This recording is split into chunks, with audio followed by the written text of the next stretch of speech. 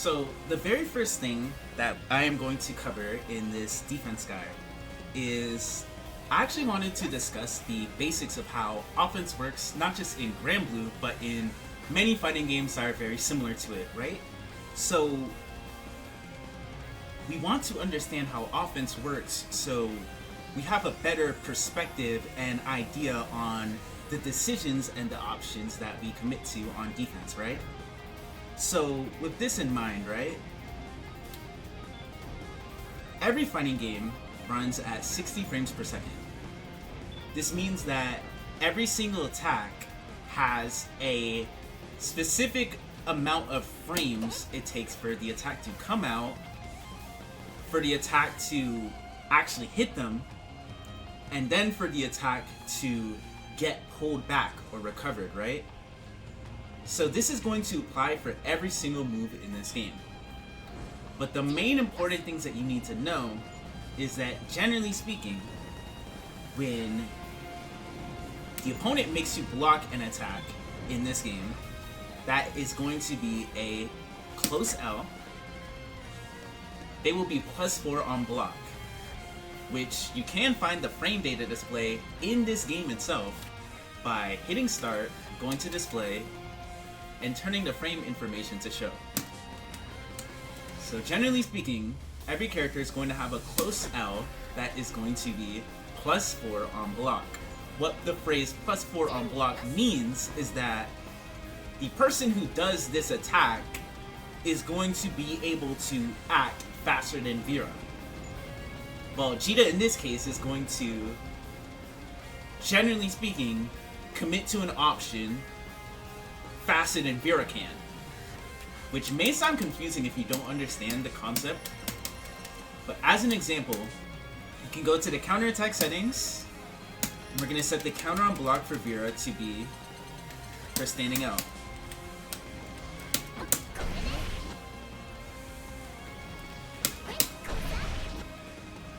You see how, in this instance, Jita's attack was the one that came out first after Vera blocked her close L, right?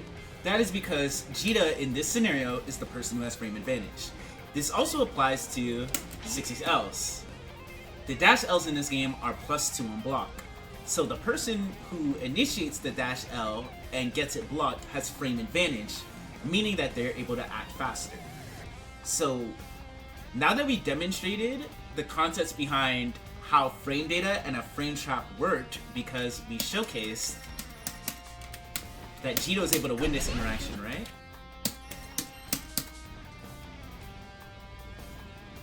There are other ways in which you can frame trap an opponent in this game. It's not strictly about frame advantage. It can also apply to frame disadvantage, and that mainly stems from cancel options or spacing traps. Now, what I mean by frame disadvantage, right, is if we look at Jita 2M, -3 on block. As you can see, right, because she's -3 in this situation, Vera is actually the person who can act first. Right? But what if Vera acted with a button or an option that didn't reach, right? As you can see, Jita in this scenario effectively becomes plus, right?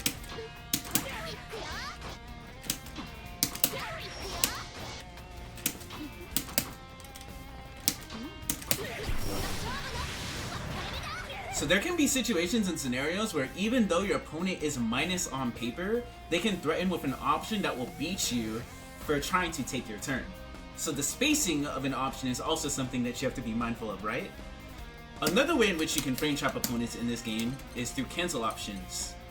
So theoretically speaking, if we were to continue with your pressing, crouching M on block, right? Great. Jita's 2M is -3 on block. If Jita were to take her turn here, as you can see, Vera's interrupting me, generally speaking, if I commit to another normal, right? At this spacing, because at this spacing I can't space her out. But what if I were to cancel into an option? Based on the option that I cancel into, it can be gapless, such as if Jita cancels into L Rekka, there is no gap. But if I do the M Rekka, it frame traps the opponent. So cancel options are another way in which you can add threat to your offense or threat to the things that you or the opponent do to each other.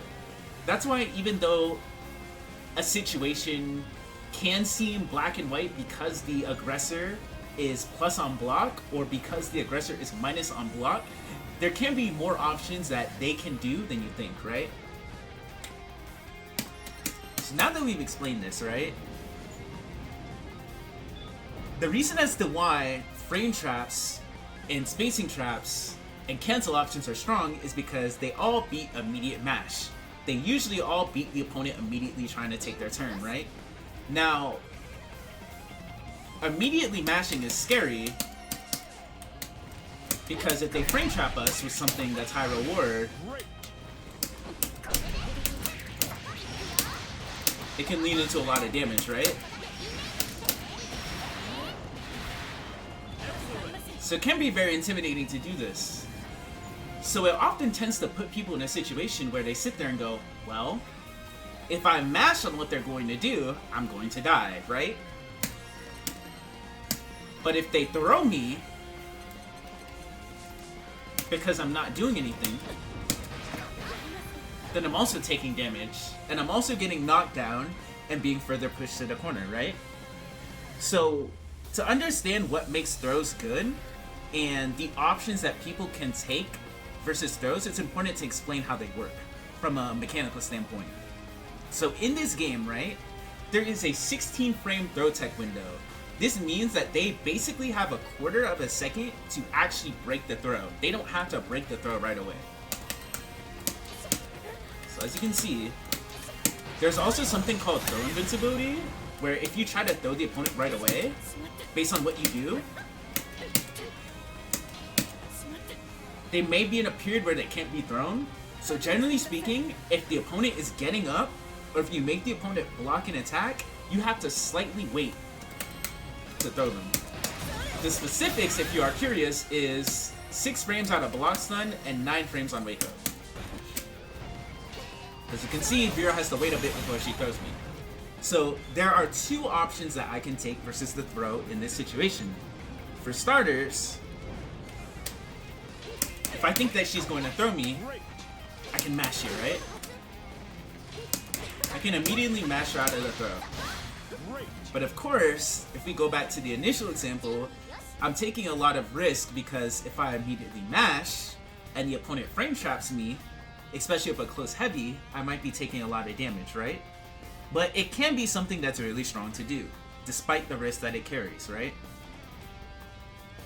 Another thing that we can actually do is we can actually commit to dealing with the throw itself. So there's 2 ways in which people will deal with the throw. Number 1, they can actually tech the throw.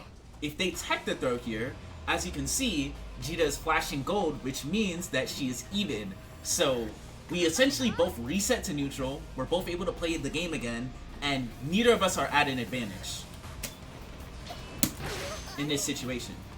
But if I were to tech with a button, because you can also tech throws, not just by pressing L plus M or L plus U, you can even also, if you are curious, map a throw macro, haha! You can also tech throws in this game by pressing attacks. Like you see how I'm pressing 2L here? I'm gonna use the 2L to break the throw.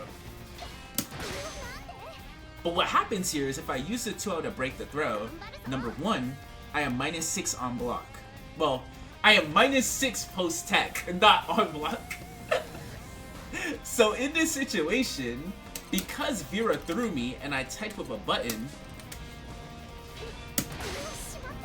I am the person who is at a disadvantage. The game says, nah, because you didn't tech with an actual throw input, you are in disadvantage. Number 1 and number 2, you also take a portion of damage. This damage cannot chip you out, but it can put you at a pixel and in a situation where the opponent can chip you. But you cannot die from actually late teching the throw. But if you look at Jita's life bar when I do this one more time, you're gonna see her actually take a bit of damage. You see? But if I normally tech the throw, this won't happen. The upside behind this, though, is she is only +6 here. Vera's only +6 compared to me actually getting thrown. Which, look at the frame advantage. She is +44. So she gets a knockdown into Oki, into offense that, based on the character, will generally be DP safe. A lot of characters have DP safe jumps and Oki that they can do after they throw you. So the reward that they get from actually landing the full throw compared to the late tech is night and day, right? So now that we've covered these concepts behind how the strike works, how they can punish us for mashing, and how the throw works, right? Now let's go back full circle. So when we understand these things, it can feel very scary for us to take our turn. Because if we hit a button, we die. Well, we can die, based on what they do, right? But if we don't hit a button, they can throw us, right? And they're able to deal a decent amount of damage, and they get great reward, push us further to the corner, and we're in another bad situation, right? So it seems like we're picking a lose-lose scenario. This seems like it sucks, right? But believe it or not, there's actually something that we can do to cover both options. This is known as fuzzy defense. Ta-da! So how fuzzy defense works, right? This term sounds like it's super advanced, but I kid you not, it literally is just delaying the option that you commit to. Which sounds very bizarre, right? But admittedly, when you see this in motion, it's going to make a ton of sense. So what I'm going to do is I'm going to set Vera to do close L into throw, and I'm going to set her to do close L into close H. And we are going to commit to one thing that's going to be both of the options, right?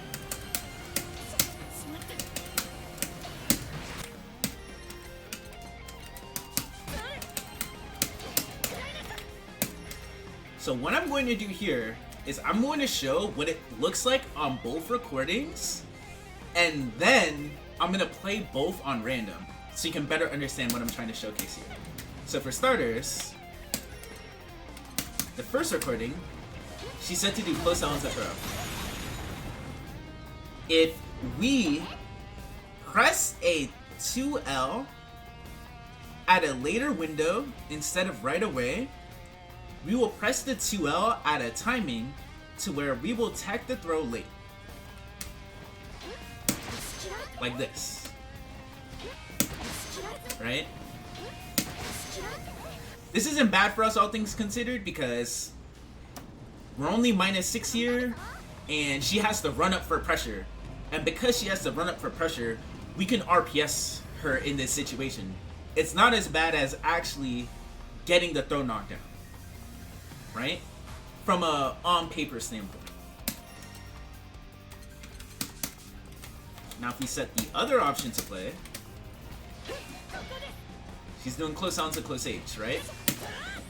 I can press my 2L at a timing, so where I will block the close H. At the timing of when I block the close H, I'm hitting 2L, just like this. See? If I press too early though, I can fuck up. Like if I press right away, as you can see, frame trap. But if I delay enough, I'm safe versus both of the things that they do.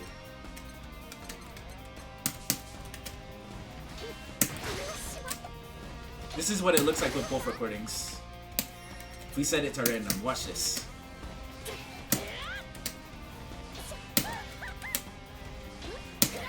I have no clue which recording it's gonna be.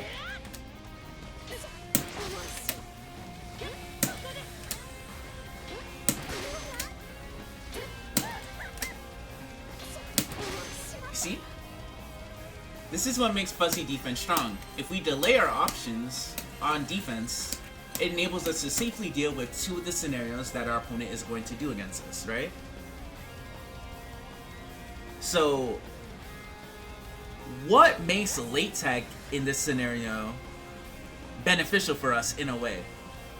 Well, I think it's important to understand the RPS that occurs in this situation. So what we can do here is we can set the throw break to throw break attack button, which is essentially this later attack, right? So as you can see in this scenario, because the Vera broke my throw with an attack button, I myself as Jita, I am +6. But I am at a frame advantage to where the opponent can interact with what I'm gonna do.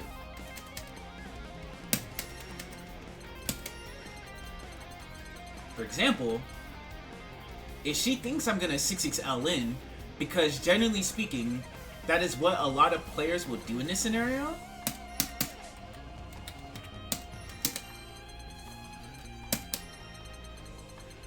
She's at a frame situation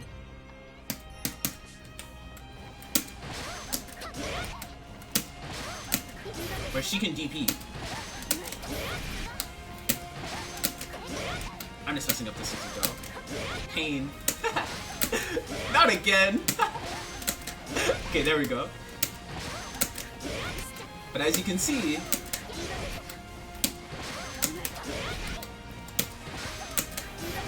she can directly interact with my attempt to continue pressure here. Yes, I am +6, and there's other things that I can do here besides 6xL.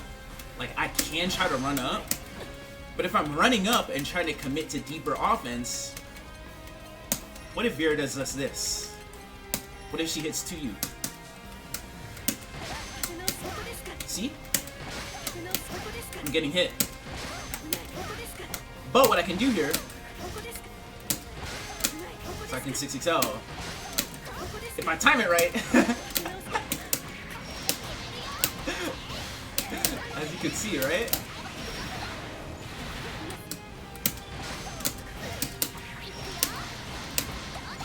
But if I'm 6xLing, that opens me up to DP. So there's a lot of things that you can do in this scenario that gives you more breathing room on defense than taking the throw. Because taking the throw can be valuable, all things considered, and I'll discuss why. But I do want to showcase this in terms of the difference in the situations. So generally speaking, the opponent manages to successfully throw you.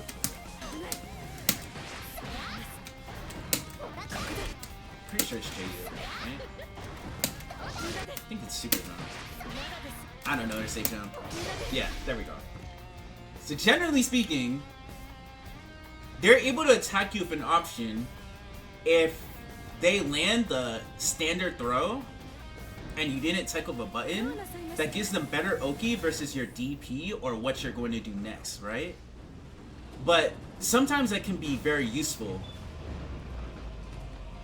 for you as a defender to be in that situation. And that sounds a bit weird to say, but I say that because all things considered, the opponent can blow you up for doing the fuzzy defensive options that you are committing to. What they are going to do is they are going to introduce delays in their offense that are going to look like this. As you can see, Vera did a close slight into a dash close slight. Watch what happens to me. So if they catch onto the fact that I'm delaying my attacks,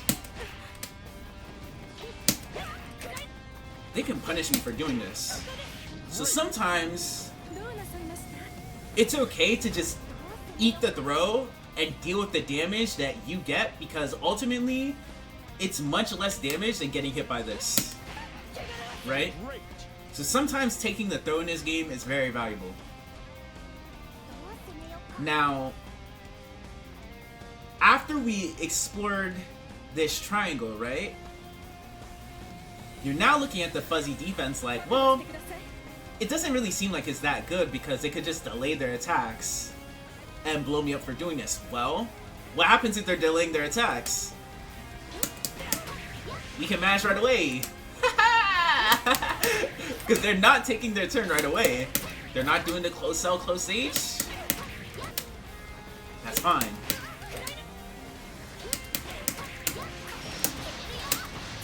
this is what enables us to mash right away on the options that they're committing to a lot more comfortably, because we're in a spot where we know that they think we're gonna delay, but instead of delaying, we're just pressing right away. So this gives us more luxury to mash on what they're doing on defense. That is why fuzzy options are super strong, because it makes the opponent have to add in gaps to what they are doing, and because they are adding in extra gaps to what they're doing, that gives us more wiggle room on defense to contest the gaps that they leave, because the gaps are going to be bigger. Vera running up in that situation after the closeout like this is a bigger gap than this.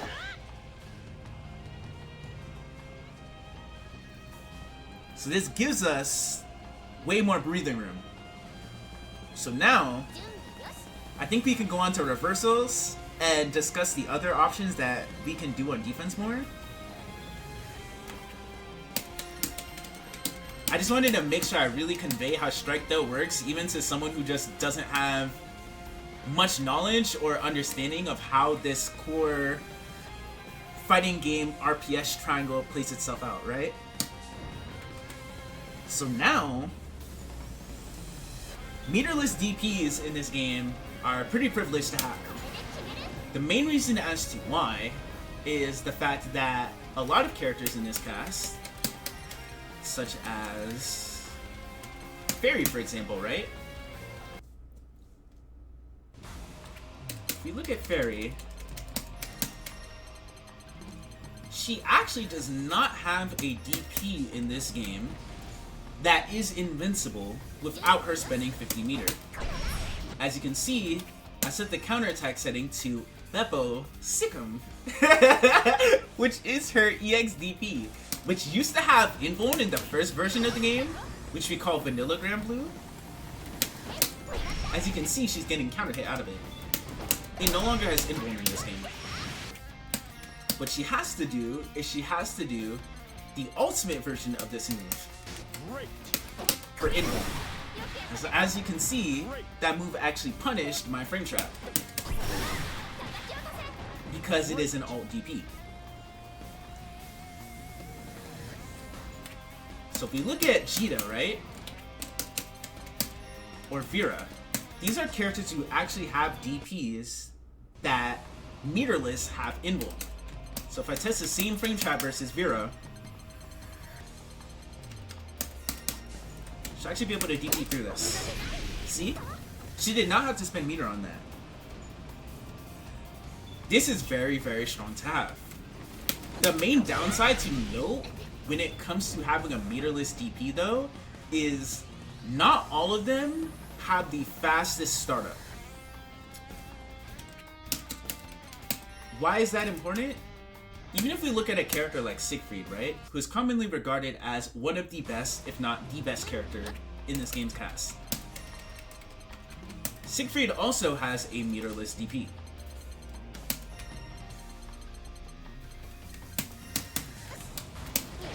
But if we look at the startup on his DP, it's 11 frames on his EX DP, which is 3 frames slower than the ultimate version, which as you can see has 8 frames if we look at the first active frame. Now why this is important is a lot of characters are able to either A, safe jump, or B, safe jab Siegfried's alt DP. Well, non-alt DP. So the medium and the EX version, if you time your knockdown right into your Oki, you can generally do a jump in or a close light based on the situation that'll let you block his DP in time. So his DP won't get him out of the situation. Which if I time it right will look like this. As you can see, I actually did the close held there, but I was able to block in time. See? So that's the downside behind meterless DPs. They are very, very strong, but they are vulnerable to this. That being said though, this matters less in a mid-pressure situation, right? The main reason as to why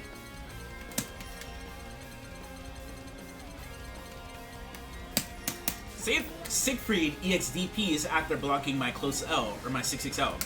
Watch this. See? He's more effectively beating my options.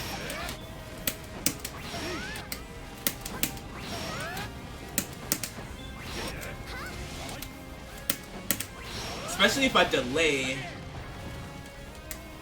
my pressure from my close light and I don't chain. I can chain it so it's gapless like this. But if I introduce an option that has a gap, either by delaying my close light or committing to another option, I get DP. So that's why a meterless DP is still strong despite this. They are very good mid-pressure, but they are hard to use on wake up. Based on the knockdown. So now we have ultimate DPs, right? Ultimate DPs, they do not have this issue. So you know how I was able to safely do the close L and block versus Siegfried's EX DP? Versus the ultimate DP, I cannot do that. The only reason why he was blocking in those two situations is because I mistimed the close L. If I time it right,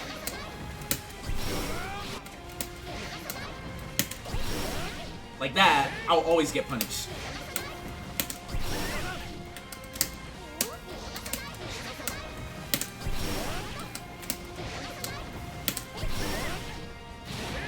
They are much better to ensure the fact that you will get out of the thing that they commit to on defense. Now, they can still be safe jumped, but it's much harder because they usually can only safe jump it from hard knockdowns or in the corner. So you'll usually be able to alt DP out of many of the situations opponents put you in this game.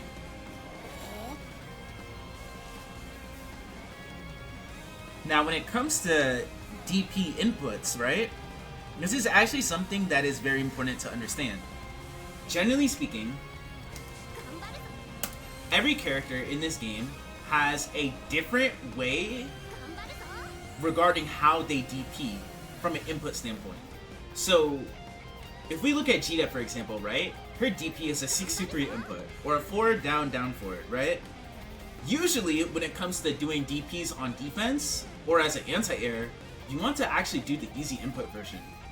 So you'll do forward M plus H for the medium DP, which has invuln, or forward H plus S, which is her EX DP, right? Both of these have invuln and are true meterless reversals. And for the alt DP, you're going to do forward S and U, which also is invuln. Now, the reason why this input is important is because if your opponent is pressuring you in this game, it is a lot harder to actually DP what they're doing if you commit to the technical input, which is the actual DP input. So if I do the 6-2-3,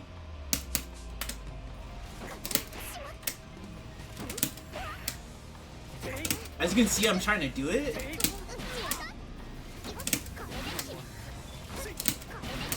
But it's kind of hard to get out in a pinch because it's 3 inputs, right? The forward, down, down, forward, and the M. So even very advanced players in this game, they will use the easy input DP. So the forward M plus H, well, forward M plus S, to ensure that their DP comes out on defense. This also applies to wake up. So if this is not something that you're doing, it's something that you really want to be accustomed to. Now, let's talk about DP inputs from a more advanced standpoint, because this does have more advanced implications. Not every character DPs the same way in this game.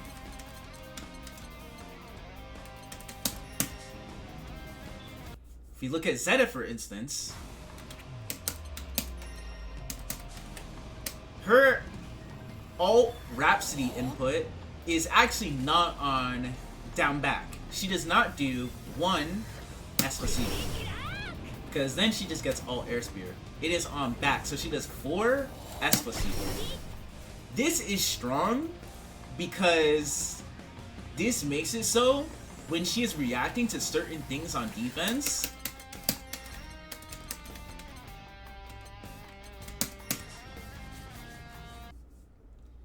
she can react to it easier than other characters because she's not going from down back to forward.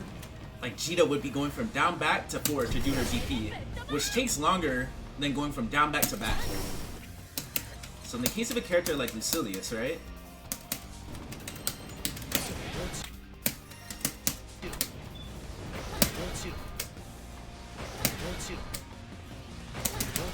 Oh wait. Actually cancel to something else. Hold on. Let me do... fireworks.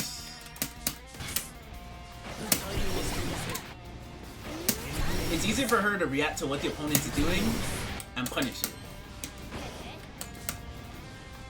So that's the benefit behind having a back input for her alt Rhapsody. Granted, that's not the best example because she got punished, but you catch my drift. Lancelot is another strong example of this because he can actually punish this better due to his ODP being on a down back input. So he does not have to actually leave down back. He does not have to do forward S plus U. He can just continue crouching and do this, which is very, very strong because if they are doing a full block string, this is a true block string into the fireball. Look at this. See? I don't have to leave blocking to input this. Comparatively, if I am playing Jita and I am trying to DP something that Vera does, there's a potential chance, especially if they're using a lot of low attacks, there's a potential chance that she can punish me for trying to input the DP.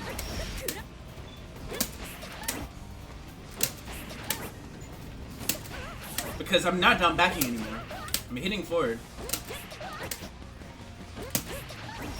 So this is what I mean by not every DP input is the same. It's a bit of a weird thing to demonstrate, but it does have a lot of implications at higher levels of play in this game. So I think it's something that's very important to get the cogs turning on and familiarize yourself with. So now we are going to discuss reaction DPs versus certain options. A good example of this is actually Nier.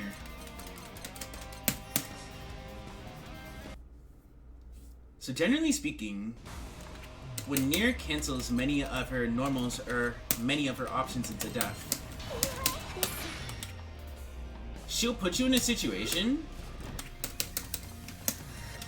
where the option that she canceled into will have a gap. So what you can do, based on your character, is you can react to the special cancel. Granted, this is harder to do in this game because in vanilla, the cooldown icon used to refresh frame 1, so you used to be able to just watch their cooldowns, and once you saw it go dark, just rip the DP or commit to the option that you're using to react to the cooldown, right? But in this game, you have to focus more on reacting to what the opponent's doing. But this is really strong versus characters like Nier, Lucilius, Percival in certain instances. There are characters where if you have access to your 50 meter alt DP or your EX DP is on cooldown, it's something that you want to actually make sure that you represent or are aware that, okay, I can actually react to them canceling into this with my DP. So it's a really strong option to do because you reacting in this scenario to what Nier is doing or what the opponent is doing does not put you at any risk. You are doing the safe option in that situation by trying to react. Just as a quick aside, if I just set this to 2 recordings, just to demonstrate the point I was trying to convey. I'm focusing on reacting. I got hit. This is hard. But you see that time? I reacted. So that is why this is something that's really important to abuse, and it's important to understand how well your character can do it. So now, let's talk about everyone's favorite topic, right? 6XL. Because there's a lot of things that you can do versus this move currently. Who do we want to cover this with?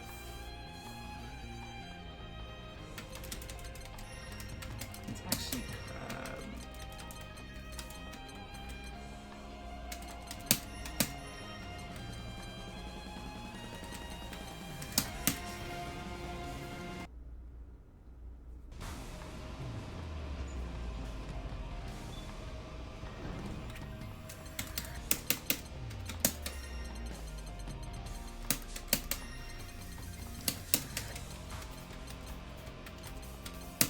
So the biggest thing about 6XL in this game is that it can be difficult to deal with, but based on the changes that they made to the RPS on block by adding more pushback, there's many options that players can take that I don't think a lot of players in the wider community are aware of. So when it comes to dealing with the RPS up close on block, admittedly, it's still strong because you will usually be at a spacing where the opponent's 5L or the opponent's close M, or in certain instances the opponent's 5M or 2M, right? They'll usually reach close 6XL if they do it very deep against you. But the RPS differs if they space out the 6XL like this.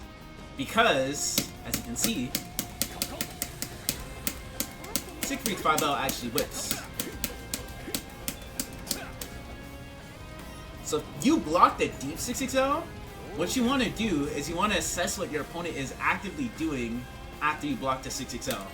If they're taking their turn after by using, say, a plus 5L or committing to a close M to try to frame trap you, right?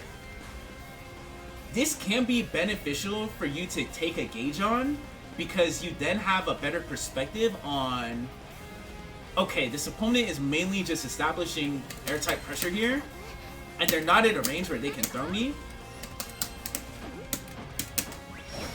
So they're just committing to strings like this. It's perfectly okay for us to just block. Or even if we want to be on the extra safe side, we can even fuzzy match here. Right? Because they're just committing to airtight offense. But then, we had to gauge if they're trying to steal turns at their 6XL. Where if they're trying to steal turns at their 6XL, we then have to assess the situation a lot closer, because admittedly, it becomes harder once they actively start trying to enforce their pressure. But then, they're introducing wider gaps for us to interact with, right? Which of course, it isn't that simple as in, oh, if you think that they're gonna do a wider gap at their 6XL, take your turn. But you do have to assess if they're even introducing gaps in the first place, or if they're just doing airtight pressure. Because if they're doing airtight pressure, then you have more luxury to just block out the situation, right? But if this is spaced out, watch this.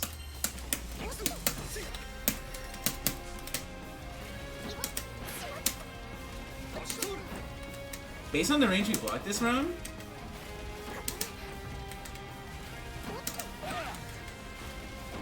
dang, that tongue goes so far. Holy shoot. There's Siegfried.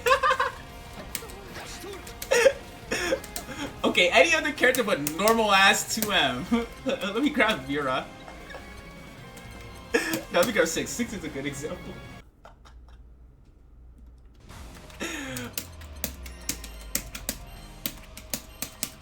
Say if 6 were to do this, right? His 2M doesn't even reach there.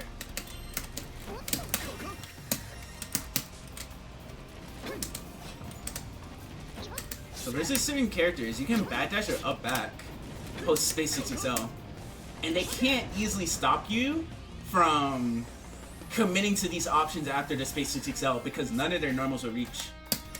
We can literally go through all of his buttons here. And to make this even faster, let's swap the roles. None of the things that he's gonna do here are gonna reach.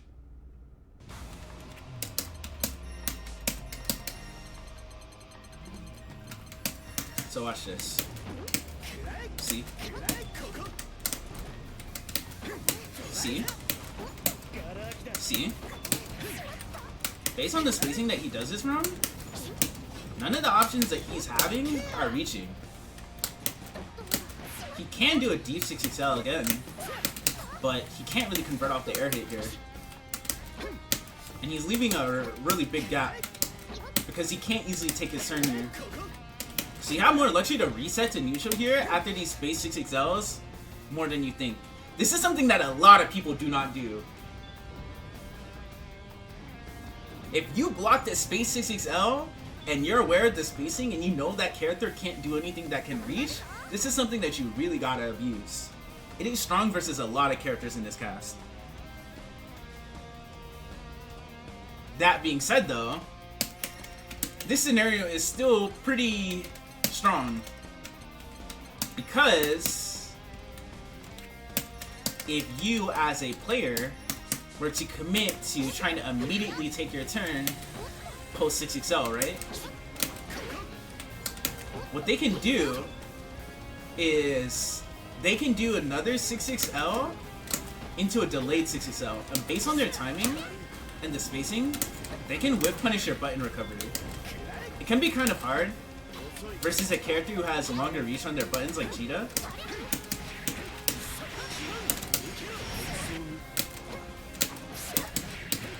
But this is why you see a lot of players at higher levels of play do this a lot. Because it's really good at beating immediate mash like this, and it can also beat fuzzy mash. So say if I were to set 6 to record this against me, and I were to fuzzy mash, I'm gonna die for it. So that's why if they're doing Space 6XL into 6XL, it's kind of fucked up if you press a button, but you can still at least move away from it.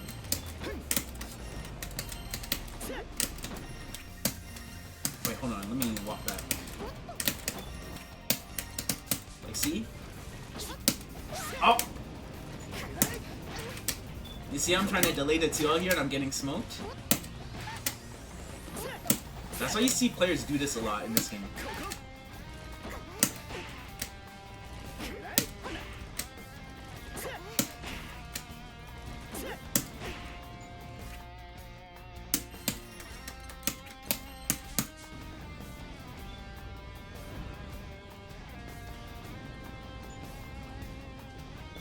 That mash is risky. It is, yeah. But this game is about taking risks. I'll play it. I do get it though, but it's important to show the whole RPS triangle, especially because in certain instances, it's important to know why people do the things that they do at all levels of play in this game. Right? Okay, so now we are about to talk about the God mechanic, which is Brave Counter. This mechanic is fucked up. I cannot stress enough how good this mechanic is.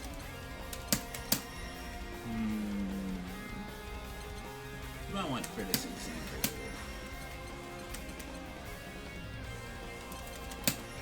Yeah, we could just use Lance. Why not? So it makes Brave Counter such a good mechanic.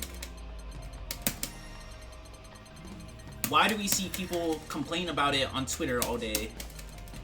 And why is it not universally liked by everyone, right? So for starters, it's important to understand how BC in and of itself works.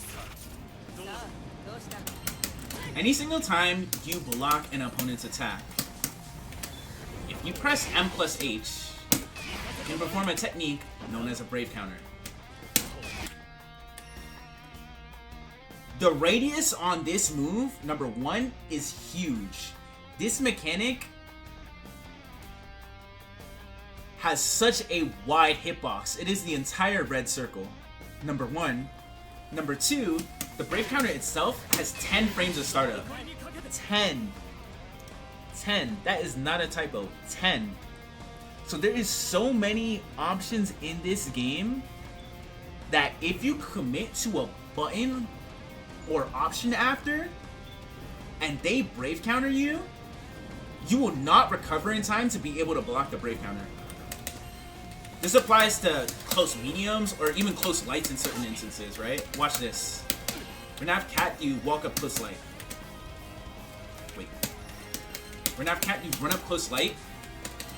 And even though lights have way less recovery than heavies, based on my timing, watch this.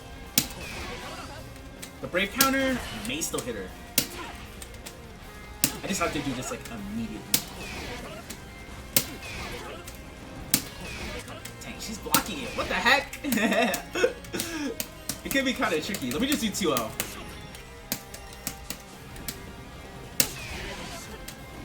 But as you can see, even 2L is as low recovery as they have. They're very susceptible to Brave counter. Now, what makes this mechanic so strong is, number 1, despite the fact that you spend 1 bravery, the opponent is in an air reset state where here, you basically get an Oki situation, just like late tech, where, generally speaking, what a lot of characters will do is they will run up and 60 tail at you. Like this, right? You basically get an Oki situation from this.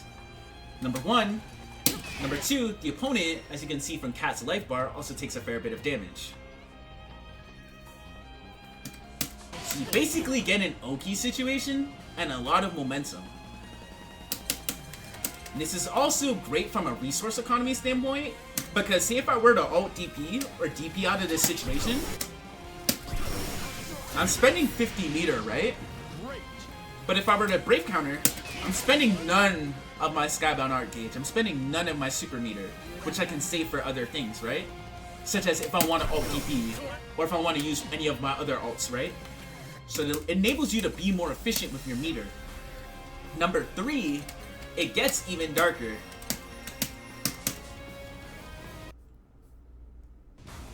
Number 1, as to why it gets darker in number 3.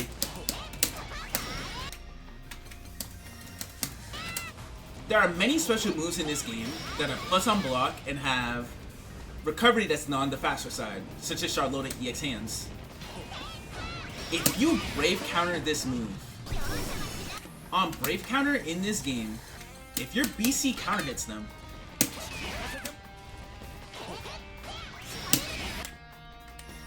this causes a hard knockdown, where you get Oki and frame advantage. So the amount of pressure and momentum that you get from this is absurdly strong.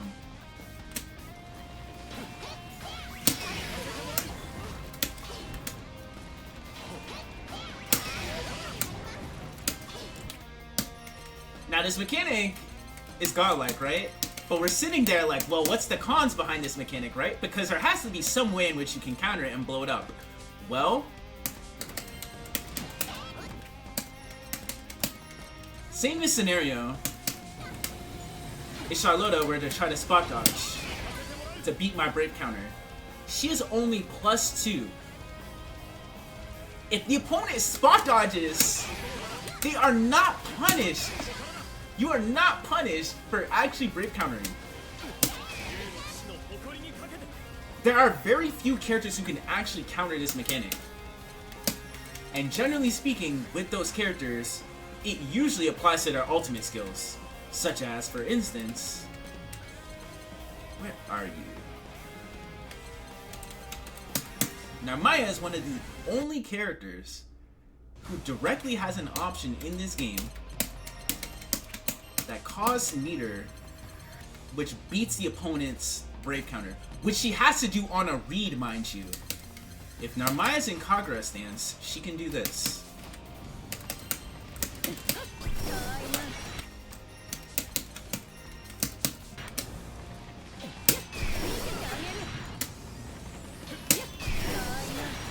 She punishes this for a full combo, yes, but number one, she can't react to the Brave counter. Number two, she's spending 50 meter. And number three, if you sit there and do nothing,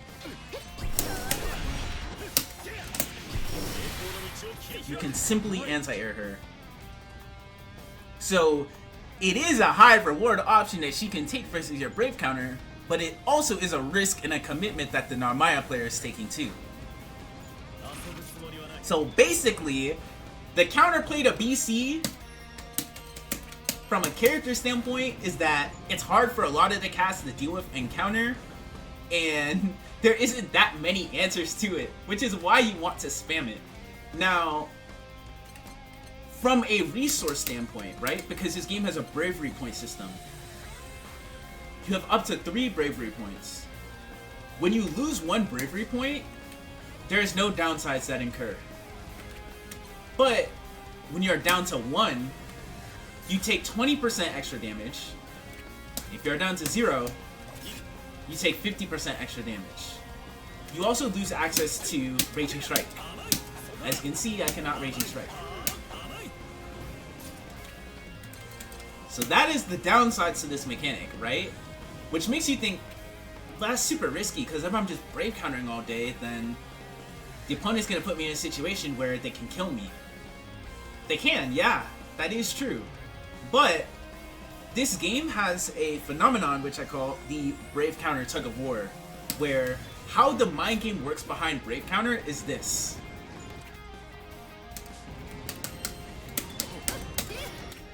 Say if Narmaya were to run this pressure string, right? And I Brave counter her. I gain momentum and I gain offense from this situation, right? But I can always gain my bravery back. How do I do this? Well, in this game, if you do an SBA or an SSBA, you will gain your bravery back. So as you can see, I set Lance's bravery to 2. At the startup of my SBA, I gained a bravery back. This does not matter if my opponent blocks my super. I just have to do the super in general. I gain the point back that I spent. Number 1, and number 2, if the opponent gets hit by this, look at what happens to their bravery. They lose one. So they lose an opportunity in which they can Raging Strike, Raging Chain, and they lose an opportunity where they can Brave counter. So it puts you effectively in a situation where you can gain back the resources that you spent, especially because you build meter so fast in this game. So with this tug-of-war in mind, let's revisit this example.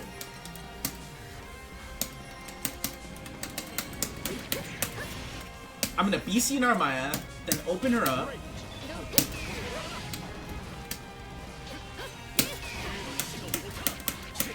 And I'm gonna gain my bravery back.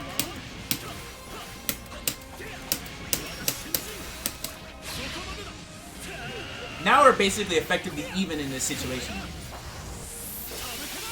So the BC that I just spent didn't really matter much in the grand scheme of things.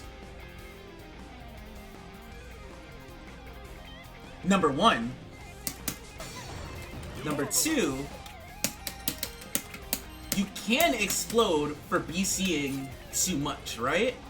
But it also depends on how much and how often your opponent is Brave countering you.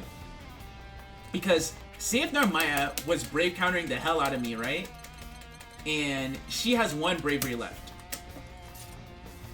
But I have 3 bravery left. We have to consider the momentum and the life in this situation. Because if we were to take this a step further from a resource standpoint and go, okay, Narmaya has me in the corner. The amount of health I have is I have 20%.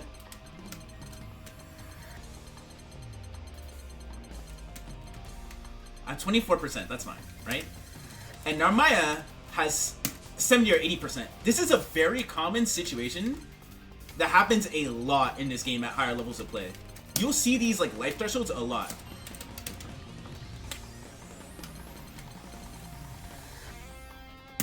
I have 24%, and I have 3 crystals, right? Narmaya has 70% life left and 1 bravery, and she could combo into super.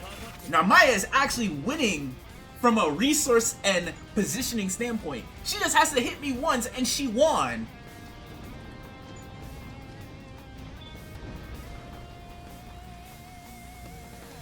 You can theoretically die if you waste all your bravery, yes, but it does depend on the full resources from the entire match, and it does depend on how your opponent is using their bravery too. So sometimes when you brave counter something that your opponent does, even if you brave counter them doing a 6XL on block and you do that shit for momentum, because you're just like, fuck it, you just 6XL'd at me, I'm just gonna brave counter. So if Narmaya does this, and I BC, I could be thinking, okay, I can just gain the bravery back by comboing into super, or, well, what if the Narmaya player tries to brave counter me back? Then we're gonna be even. That's why I call it a tug-of-war in this game. Because you have to think about BC in terms of, A, not just how much you brave counter, but B, how much your opponent is brave countering too. That is why at a higher level of play in this game, you see even this RPS occur.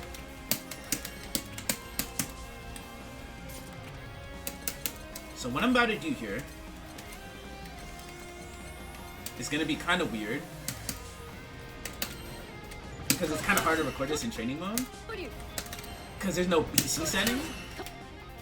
So Narmaya's going to block my jump in and BC. Like this. As you can see, right? She BC'd. And she's +6 on block, by the way. So even if they block the BC, you're +6. But watch what I'm gonna do here.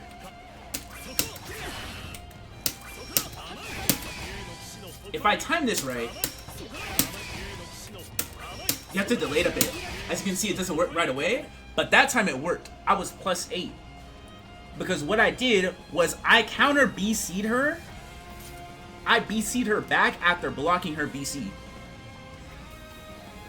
Why this is strong is if she presses a button or she takes their turn after the BC, my counter BC will hit her. Number 1, and number 2, we just traded our resources, but I'm the person who has momentum now. So it's a mechanic that's kind of weird to understand. Because you would think that this mechanic would be way more penalizing. But in practice, it's actually not. You actually just have to practice this timing though. For the delay BC. Like that. Just delay it a little.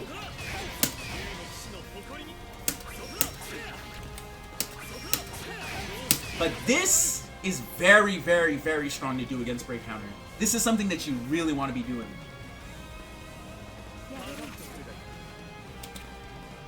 If you're in a scenario where you block their BC, BCing them back is your best option, if you can afford it. So now, with all of this in mind,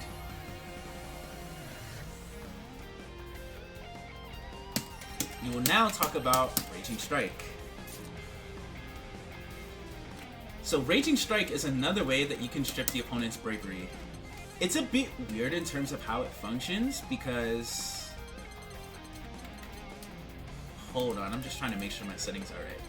It's a bit weird in terms of how it functions because there's a little mini game that occurs at many levels of play with Raging Strike. For starters, it is 28 frames startup. It is +6 on block. Mid-screen, you cannot combo off of this normally, but in the corner, even if you do not Raging Chain, they do nothing, you can combo. That was a combo. So it's +8. Right? Now, what's strong about Raging Chain, with this concept in mind, is mid-screen, if we spend 25 extra meter, we can then follow up with a Raging Chain, which works on combos and on block. And we're plus 15 after, so we get access to really high damage. Right? There actually is a bit of a mind game that occurs here. So there is no RPS if you have 25 meter. Well, if you don't have 25 meter, because if I Raging Strike Narmaya mid-screen, and say I only have 0 meter, I literally can't follow up a Raging Chain. So doing this literally does nothing to her. Like, sure, I can take away one of her Bravery, but that's why you don't really see people do Raging Strike with low meter. Because there's literally no reward from this, outside of stripping the Bravery. And the startup isn't the fastest. You can cancel normals into this, by the way, too. You don't have to do this wrong.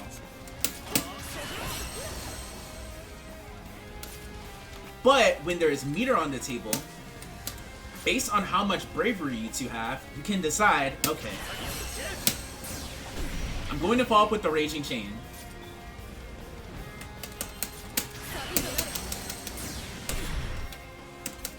But what you can do here to counter this is, because the Raging Strike itself takes away one of your Bravery, if you Brave counter the Raging Strike, you lose another Bravery. So if I Brave counter this, I hard knockdown Narmaya, but I just lost 2 of my Bravery.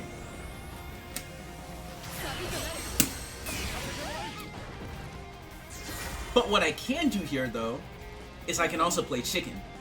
I can go, you know what? I'm gonna hold on to my Bravery, and I'm fine with you doing this combo to me. Because I also think that you're chicken too. And I think that you're just gonna do this. I don't think that you're gonna do the follow-up. I think that you're gonna try to save the meter, try to save the 25 meter that you spent on the Raging Chain, to try to goad me into Brave countering you, even though you're not following up. So sometimes you'll see players do this a lot. It's intention, because they're doing it to try to bait you into spending the meter on the Raging Chain. So sometimes you can opt to do nothing and take the Raging Chain. The main way that people will beat Raging Strike, though, they will try to spot dodge it on reaction. If you spot dodge it on reaction, you are plus 15 and get a guaranteed punish after the slowdown.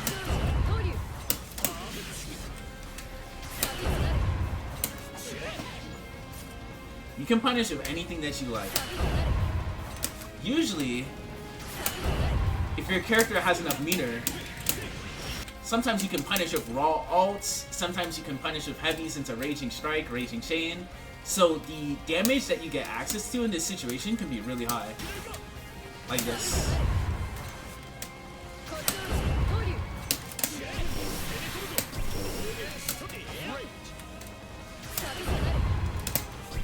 Wait, let me do it.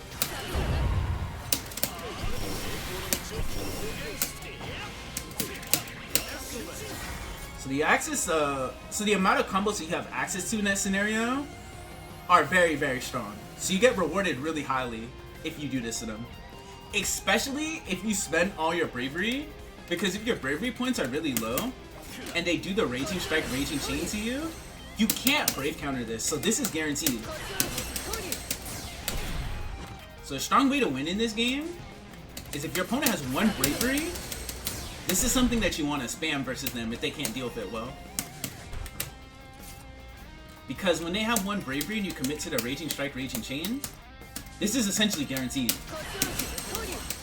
If you have the 25 meter to follow up.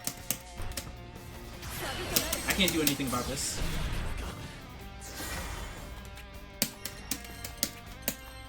And the damage that you get access to is very high because they have no Bravery. They're taking 50% extra, right? Another tricky thing that a lot of players will do, this is something that's a bit more advanced with Raging Strike. a lot of characters have ways to mask Raging Strike mid-combo. So they can either do it as a pressure reset, or as an Oki option versus you. This is one that Gamera was doing a lot since the very beginning of Rising, of Yule.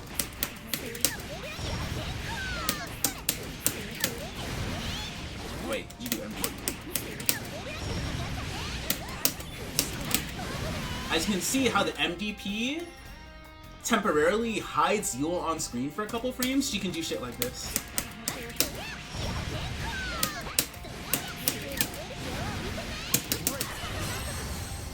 And she can make it so it's harder to react to the initial Raging Strike startup.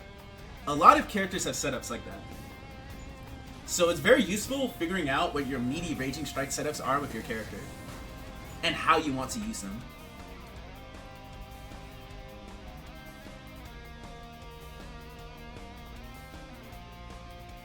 Alright, so now covers the last section, which is option selects. So when it comes to option selects in this game, there's a couple that you can utilize. We already covered one, which is fuzzy mash, right? But this is the big one that you see at high levels of play. Fuzzy mash brave counter option select. Unfortunately, there is not a term that's been coined for it, so we just call it fuzzy mash brave counter option select. I know, right, Nezu? That shit is ham. I love it too. I spam it all the time. So for those who do not know, what an option select is, an option select essentially is what fuzzy mash is. An option that covers two options that your opponent can do in a situation, right? Every character can do this. This is a universal technique. Every single character can do fuzzy mash brave counter OS. The input to this is 2L M plus H.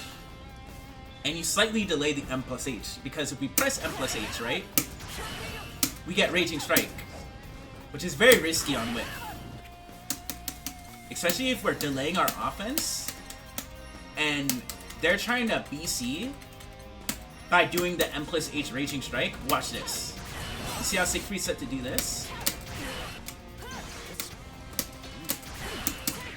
I can just simply delay my offense, and it gets hit. So if they're actually just doing the M plus H Raging Strike, it can be more risky, because it's much harder to time, right? Now we enter the fuzzy mash brave counter option select, because we don't get Raging Strike if we do this properly. The input is 2L, slight delay, M plus H. So it looks like this. We do it properly. You see how only the 2L's coming out?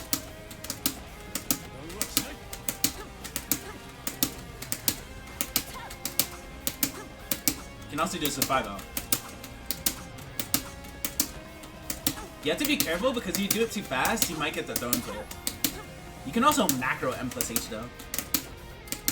This looks underwhelming, but it's strong for many reasons. Actually, let's set Siegfried to do this.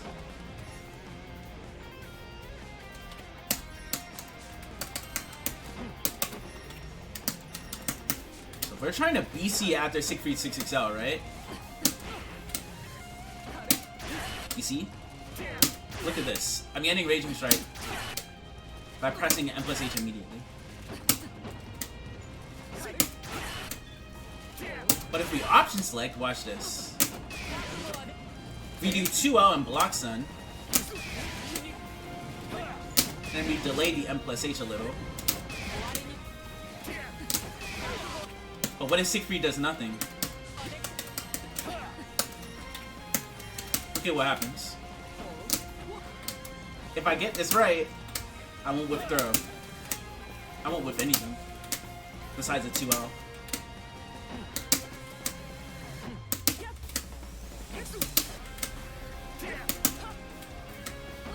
This is why this option select is very strong. It shuts down a lot of the pressure options that your opponent would normally be able to do if you were just mashing BC immediately. And if it clips them, watch what happens on hit. It seems really good on block, but it's also godlike on hit. See if Siegfried try to dash in deeper. You see what we get? With certain characters, you can do it with 5L too.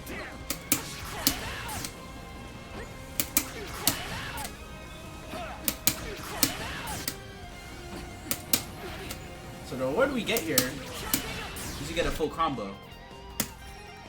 Now, what happens here if they throw us? This is the third layer. What happens here if they throw us?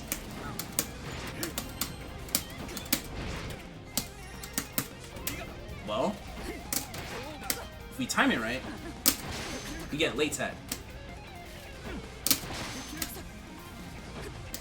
This is something that you have to practice though, to make sure you can do it consistently. But it's really, really strong. Sometimes I mess it up, but it's very, very, very strong.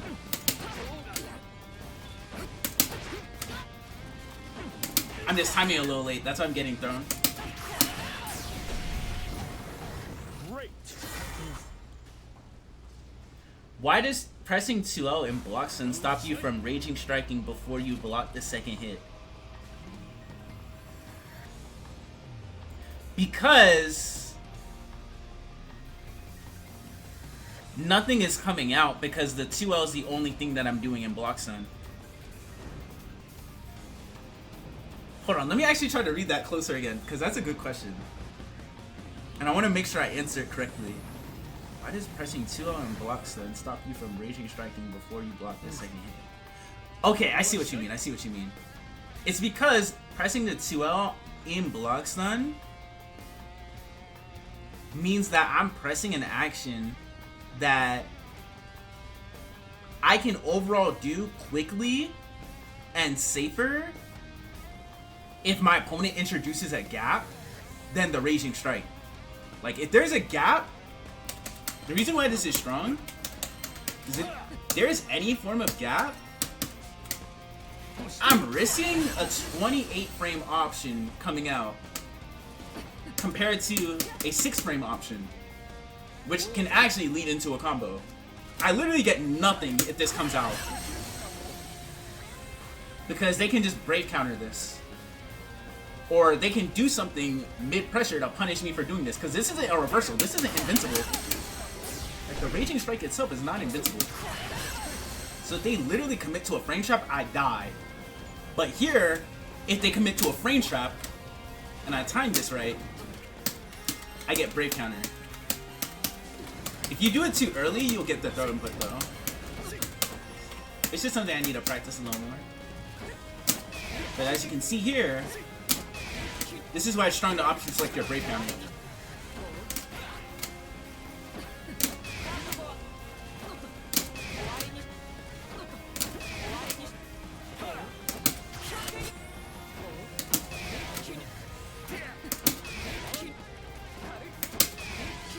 This is probably one of the strongest defensive techniques in this game, period.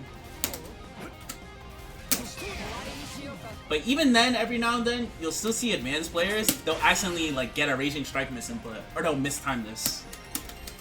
But that technique is extremely, extremely, extremely strong. Literally every experienced player and high-level player in this game is doing this. Every single one. Everybody.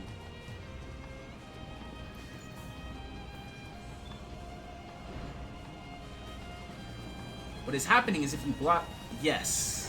If they leave a gap, the 2L comes out and will probably cancel into Raging Strike. Yes, because if they're leaving a gap and the 2L comes out, they can call that out via delaying their offense, but generally speaking,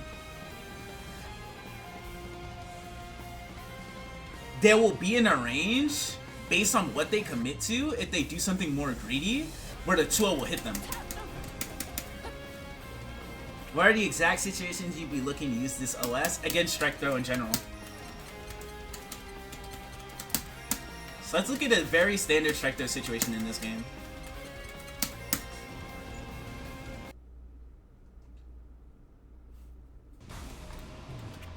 Let's cover everything that can happen in a standard strike throw situation.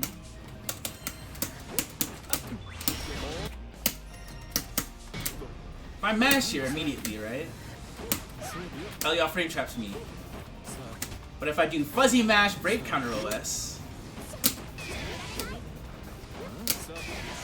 number one, I'm fuzzy mashing. So I block versus the immediately mash, and then I brave counter after blocking the immediate mash option. So number one, it shuts down airtight pressure because you block and you brave counter them.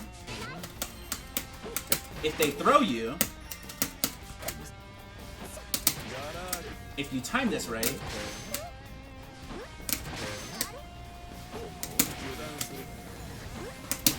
you late tech the throw.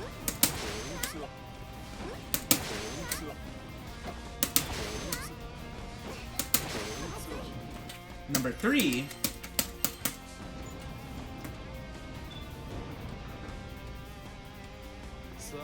will a frame trap not beat this? A frame trap will not beat this. They have to delay their offense to beat this. Or they have to do a big frame trap to beat this. But if they're delaying their offense, the reason why this is strong, they're delaying their offense. Like, say if Belial's doing this. He'll call me out for doing this. As you can see.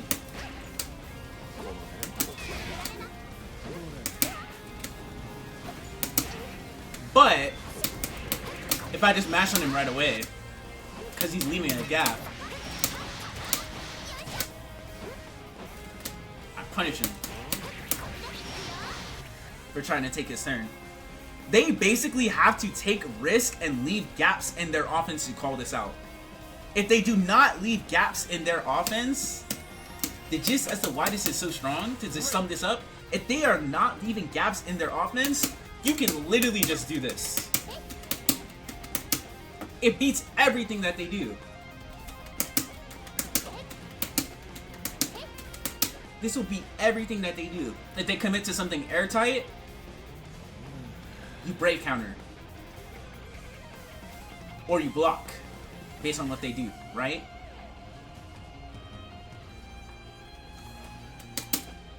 This is a very, very strong defensive option. This covers the gist of it though. If anyone has questions on anything related to defense in this game, with regards to any character, any situation, that option select is probably the hardest thing to understand, but it's probably the strongest thing in the entire game. What's good, Yoru? That is the fuzzy mash BC throw us, yes. Especially because if they try to shimmy you, right? Another reason why this is fucked up too. So if you think the opponent's gonna throw, something that you can do in this game is you can shimmy the opponent. If you think that they're gonna commit to the actual throw input, you can shimmy them, right? Let me demonstrate this mid-screen. Right? But you have to be careful when doing it because throw range is kind of big.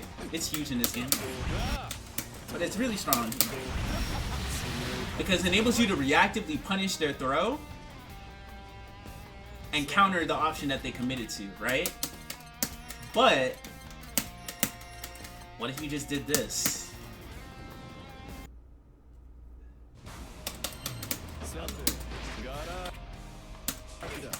They're trying to shimmy you.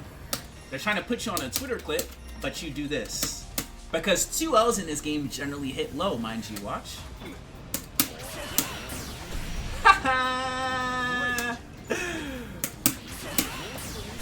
It literally beats everything that your opponent can do in this game. A lot of the options that your opponent wants to do, they can't even shimmy you.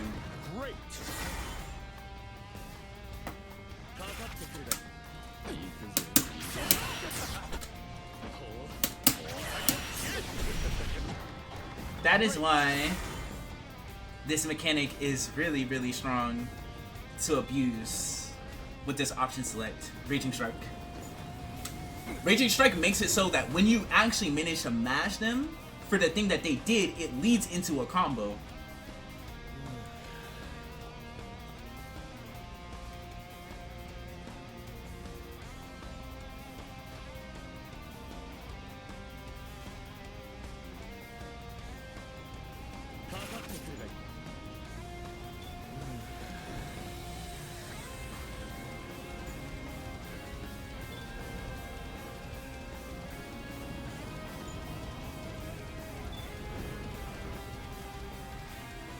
doing the 2L during block stun matters as opposed to just delaying the Raging Chain?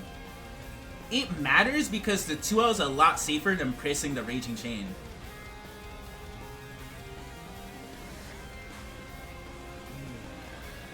This is an option that has 28 frames of startup. Let me turn this on. This is an option is a lot slower than this.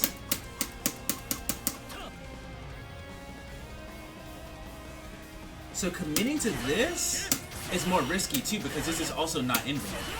Granted, the 2L is also not invuln as well, but you're more likely to interrupt certain options that they're going to do because it's faster.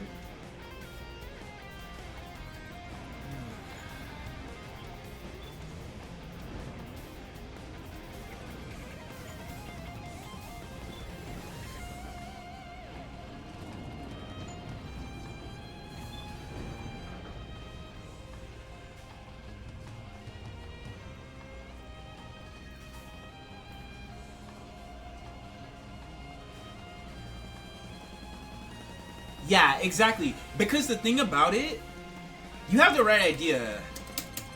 Because the thing about it too, right, Key? Here's the thing. The opponent can stagger their offense. Watch this. I'm fighting against Lance, and the Lance player is just doing things like this. Imagine trying to mash Brave counter against this. Watch what happens. Oh. It's very, very hard to do because lights in this game don't have much block stun. You saw how I'm trying to mash Brave counter after the light? It's very, very hard to do. If they're doing stagger pressure with lights and even 6XLs in this game, based on what they're doing, it can be really difficult to actually react to the option that they committed to with Brave counter. Yeah, this is very, very hard to just sit there and react to what they're doing. But this option select saves you because it makes it so if you mash, you get the combo. But if you blocked, like, oh, my mash didn't come out, I get the Brave counter. But when it does come out, I get the Raging Strike. That's what makes it very, very beneficial.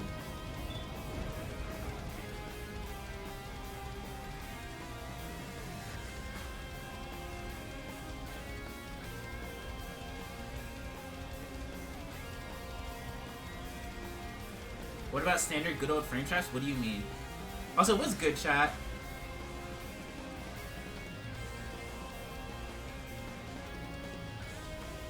I wanted to read more of the chat while I was explaining everything, but I figured that this topic was a bit more dense and I wanted to make sure I covered as many points as I can. I think this went like okay, all things considered. I don't know if it was as good as a neutral guide. I think my neutral guide was ham. This one, I think it turned out alright. Well, actually, no, I think it turned out pretty good. I just had to explain a lot of... I think I had to explain a lot of how standard offense works. Is there a way to see the neutral guide? Yeah, it's on my YouTube. Let me pull it up. I wanted to explain a lot on how standard offense works for players at any level of play, so they could just understand how to approach even offense if you have zero clue what a plus frame is or a minus frame is, or have not developed that knowledge yet, right? I didn't want to leave anyone hanging. I didn't want to leave any players and be like, figure that shit out. Like, just figure it out yourself. Like, that's not nice, right? Wanted to make sure I helped everyone. That's a neutral guide I made. I actually think I snapped on it. I think it's really good.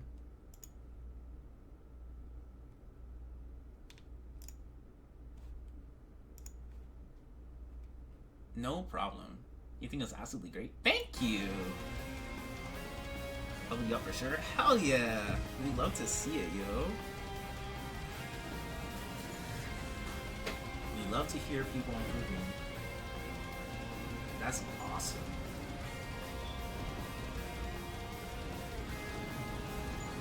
I'm also down to answer any general questions about the game right now, if anyone has them. It could be about defense versus a character, defense about anything in general. Or it can just be about offense or anything Granblue related.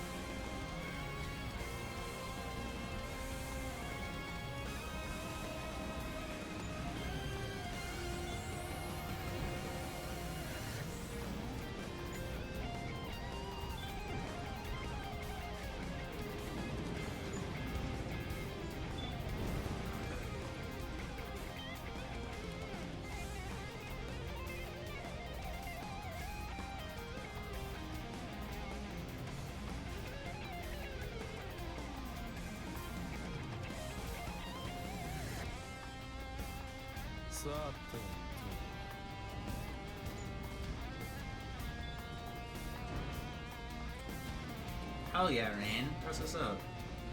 Thank you, Yoru.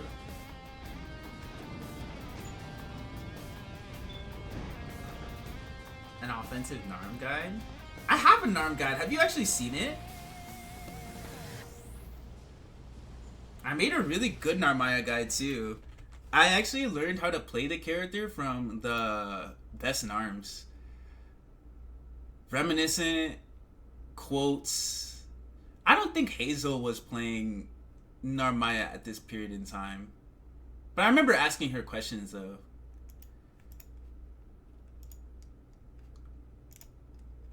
But my Narmaya guide I actually think is really good. I think I snapped on it. It's pretty extensive, but it does cover everything I learned. Let me link it. It was more for basics. I don't even think it's necessarily basics. I think it's more advanced things too, because I cover literally everything on Narmaya.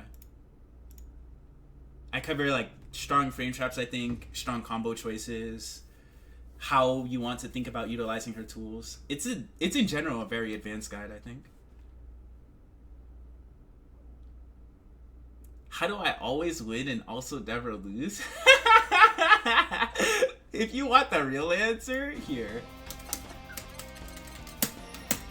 It's called the character select.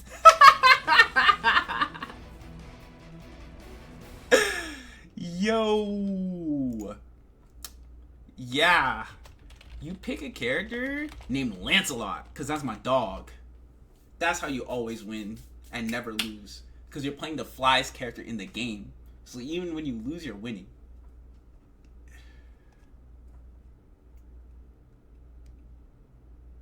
Good looks, Dr. Razorblade. Thank you, thank you. If you were wondering, I imagine you probably felt like everyone else was never having their Brave counter, well, their Raging Strike come out on whiff. That's why. That's probably why.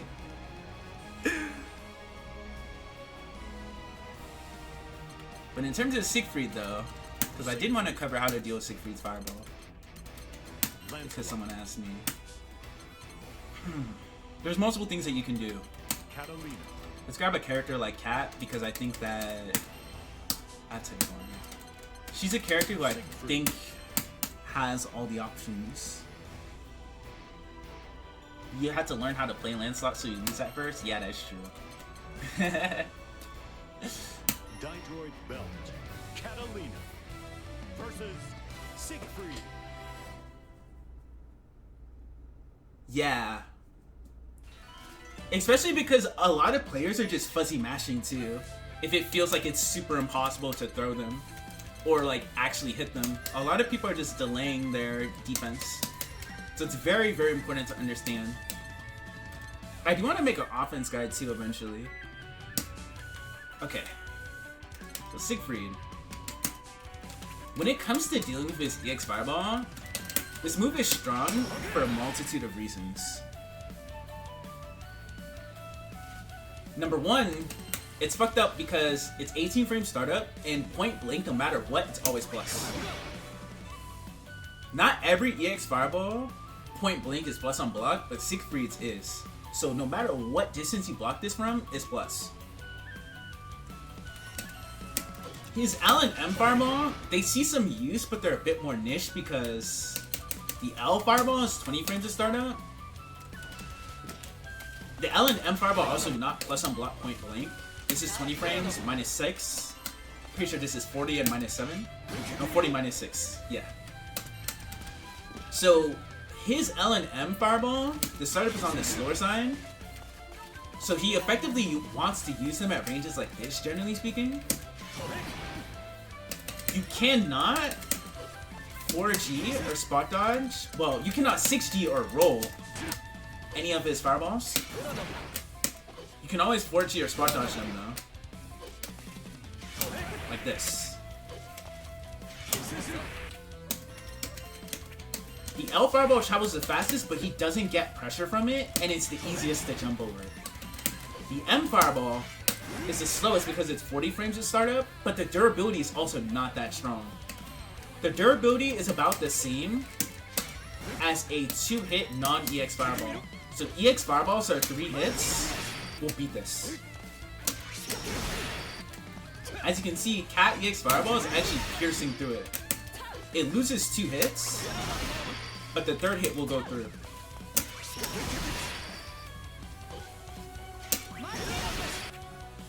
The main thing that makes this M fireball strong though, generally speaking, it's hard to jump over because its hitbox is really high up. You can super jump over it, but the downside behind super jumping it and like why it's tough that you have to super jump. Normal jump with Catalina, as you can see, she's minus 46. So her jump takes 46 total frames, right? If she super jumps, look at this. 51 total frames. So she takes 5 extra frames when she does the super jump.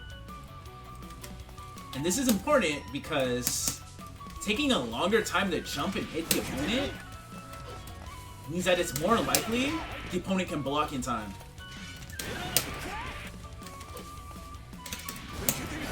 This is what makes punishing this fireball hard. It's the fact that you have to super jump over it, which makes it so your jump-ins are likely going to hit later, which gives Siegfried more of a chance to be able to block it. That's like why his fireball is so godlike.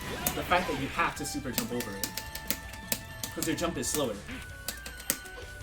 The EX fireball, this move is god.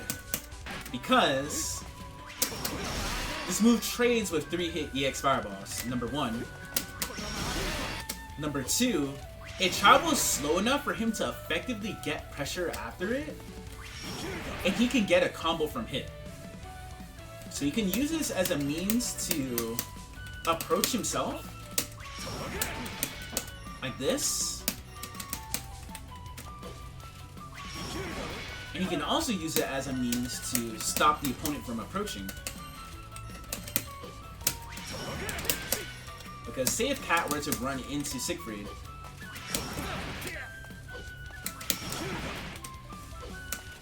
she's trying to attack him, but she's just running into him doing EX fireball.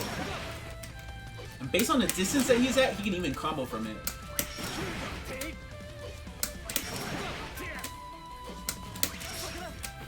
This is why this fireball is really oppressive, because it's super strong offensively at forcing his way in, and he can use it to wall you out defensively, to stop you from trying to 6XL, poke, or just zone him out. So it functions as a very strong double-edged sword in this regard. What you can do, if he throws this move, there's a timing when this move comes out where you can spot dodge it, but it is really, really hard to do. The timing is around right here. Right before it's close to you, you want to spot dodge it. If you do this, if Siegfried approaches behind this move, he is still plus, but he is slightly less plus. And you avoid the chip damage from this. So it looks like this. If you do it correctly.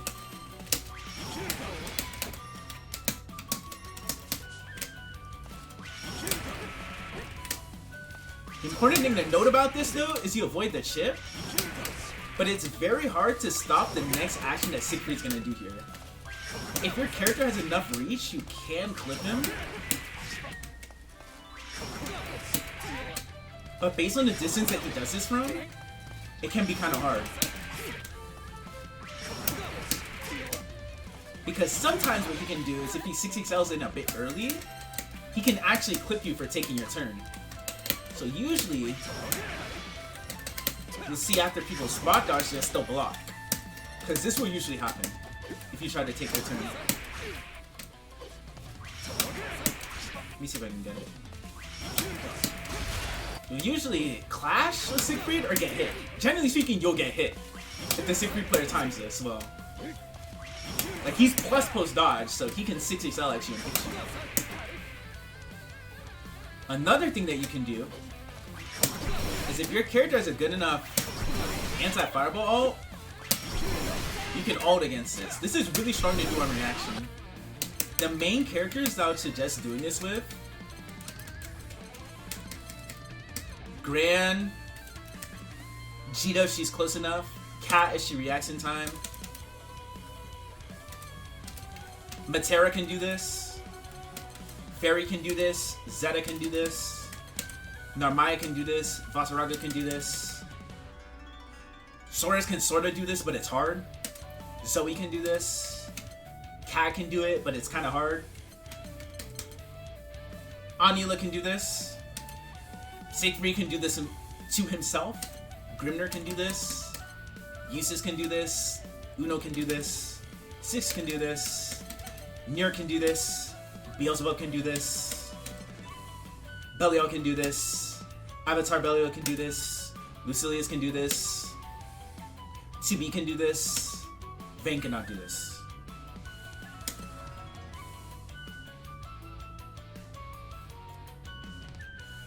So those are the characters. Yeah, the fact that you have to spend 50 meter to beat a EX Fireball is kind of broken. You're fully valid in feeling that way, Nezu. It is just broken. Like, I'm not gonna sugarcoat it. It is really nuts, yeah.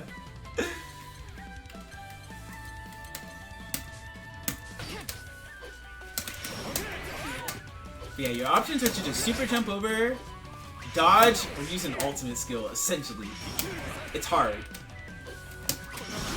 Another thing that you can do is you can interrupt them out of this, because the start of this move isn't the fastest. If you're close enough, using 6XLs or counterpokes against this is really strong. Which is a bit easier to do in this version, because Siegfried 6XL doesn't go as far. What you don't want to do is you don't want to do this. I would have to set myself to be Siegfried to show this. But this is something that you don't really want to do against this. Against Siegfried's EX Fireball, you can up back it, but it's not the best thing to do in the world. Because, number one, you forfeit a lot of space. And based on the distance that he does this from, you see that? Hold on. Based on the distance he does this from, he can unblockable you. I want to make sure I get the timing. Oh, I was so close. Got it. See? That is really, really oppressive. If you air block the fireball, you can die. That's what makes it fucked up. It goes so far, and when you jump back, there's a possibility that you might just air block the fireball anyways. Which is tragic when it happens, right?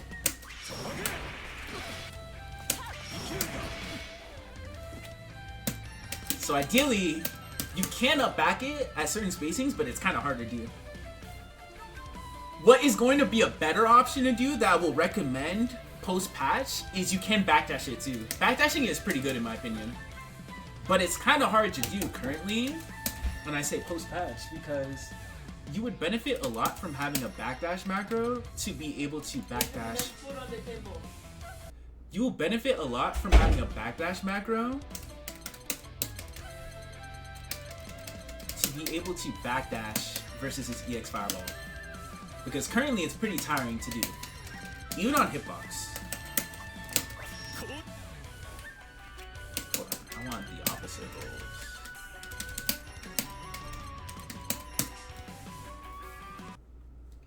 So the opponent does this, right? Look at how hard this is to backdash.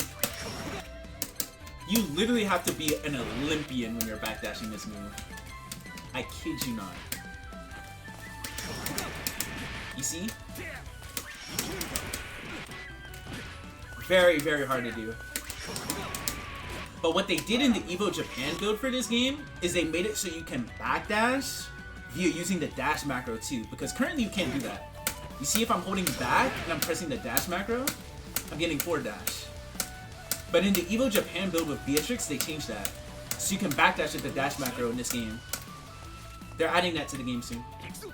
But now, currently, this shit is mad hard to do.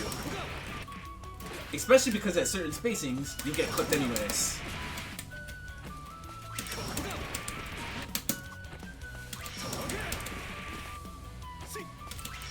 And Lance is a cheap backdash, by the way, too. Like, Lance's backdash is really good.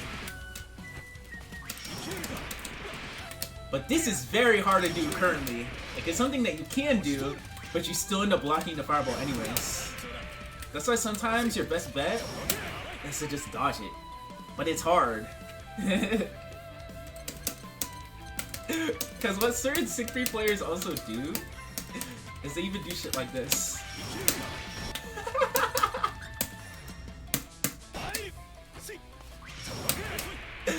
Hold on. They didn't get the recording. I think I just need to spam it.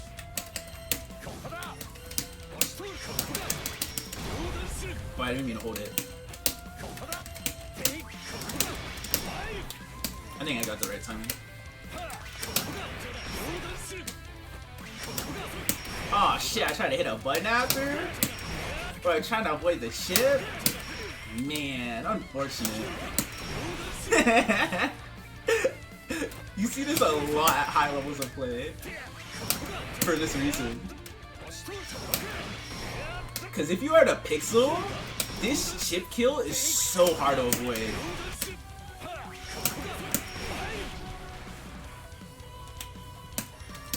But that's it just on how you deal with this fireball. It's really hard.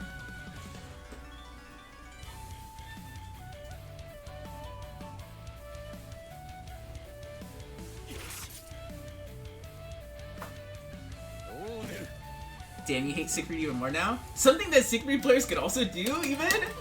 If you try to walk backwards with the fireball, look at this.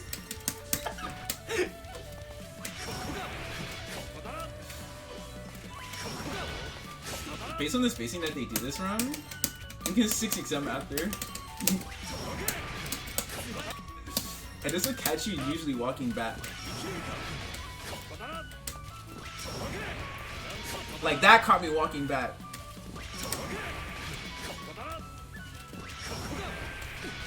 Like they can do it at certain spacings where it's hard to walk back versus, and then they 6xm you. And this 6xm is turbo safe.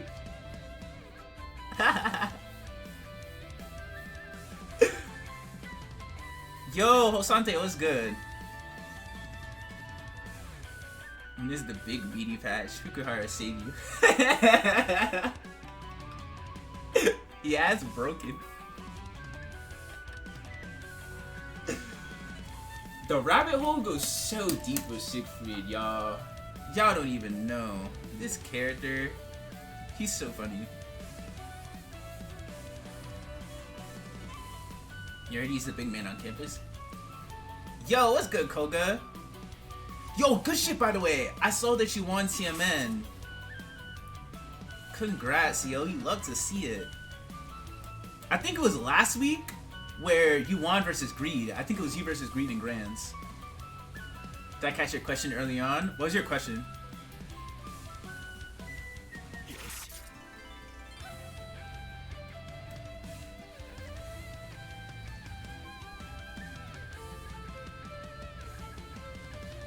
How do I think about whether or not you're going to spend BP on defense? Do I literally just spam the OS, or are there situations you prefer to hold off on it, particularly early in a round?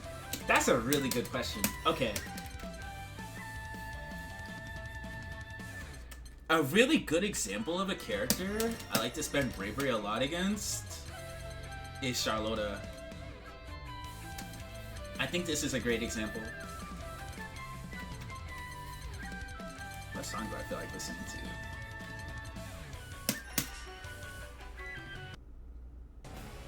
So the main reason why I like spending Bravery a lot against Charlotta,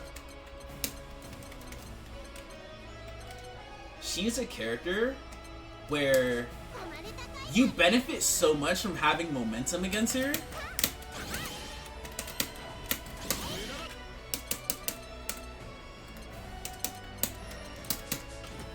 Because if she commits the L-ball, right, she's -2 on block.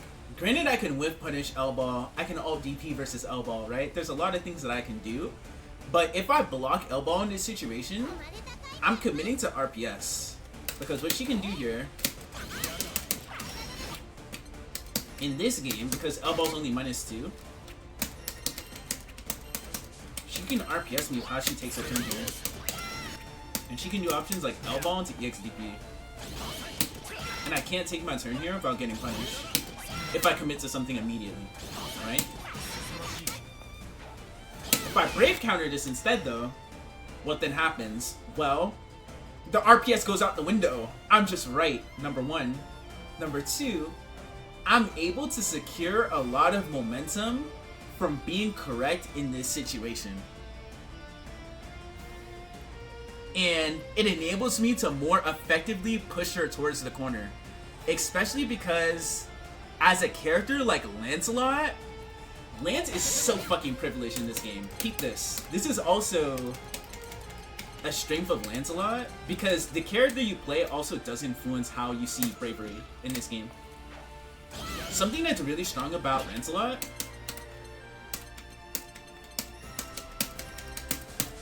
if Lancelot has 50 meter and he hits you in the corner, generally speaking, the combo that he will do, because EX Rekka meter gain is super strong, it will lead into SBA or SSBA.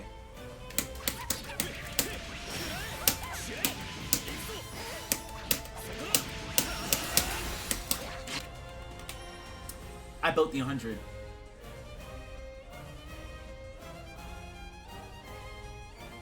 So I know, in this situation, if I BC versus Charlotta doing a ball, or a 6XL, if I don't want to RPS with her, I will put her in an offensive scenario that will push her further towards the corner, and I know that if I aggressively open her up in a situation, and I'm correct, I will easily get back the 1 point that I spent by comboing into SBA, or SBA. Yeah, I probably could have done that from 40, exactly. His meter gain is nuts in this game.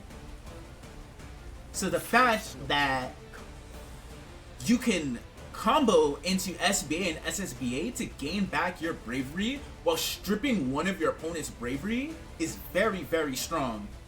And it's something that's very important to know how much meter your routes as any character you're playing are actually doing. So I know that when I'm right from this BC, especially because he gets wall bounces from so far, that nearly wall bounced. If I did auto combo here, it would have.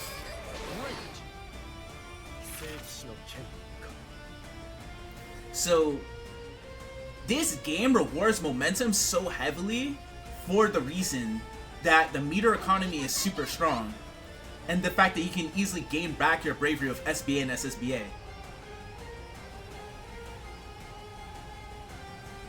So it's not as expensive of a resource as you think when you consider that in mind.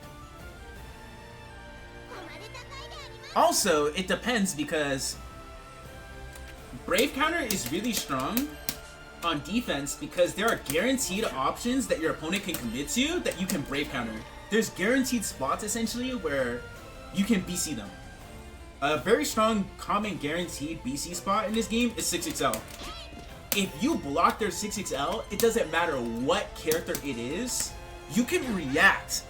This is a reaction. You can react to the 6XL being blocked and BC.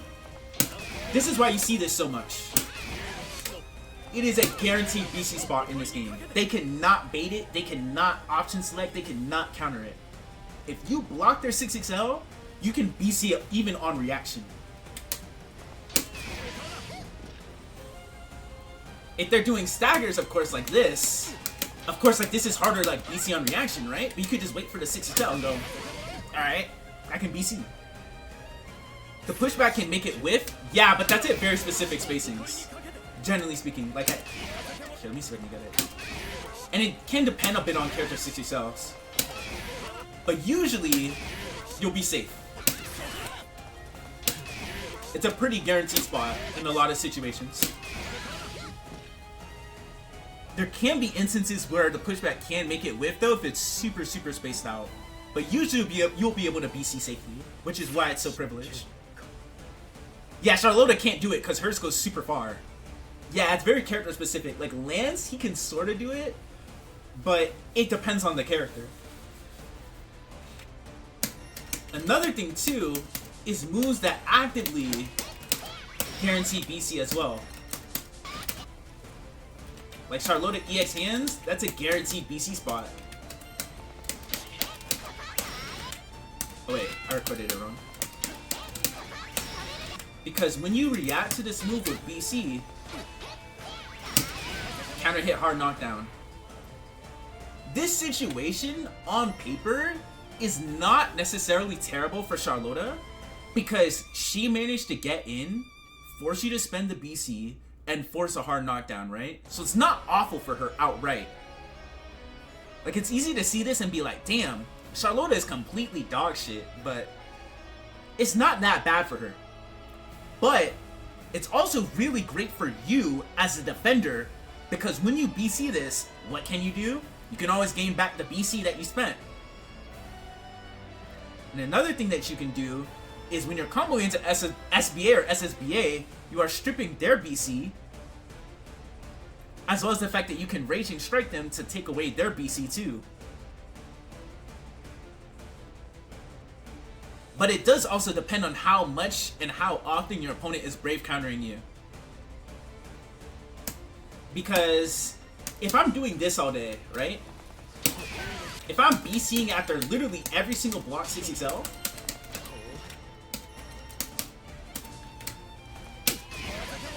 pretty quickly, right? I could be in a scenario where I'm out of Bravery, right? But also on the contrary, what if I'm doing this versus Charlotta and she's BCing my 6XLs, right? Then I'm like, alright, I'm getting you to spend your BC, so I don't feel bad about being at BC, at a BC threshold that's kind of low. Like, if I have one Bravery and you have one Bravery, that's fine. We scrapping. You feel me?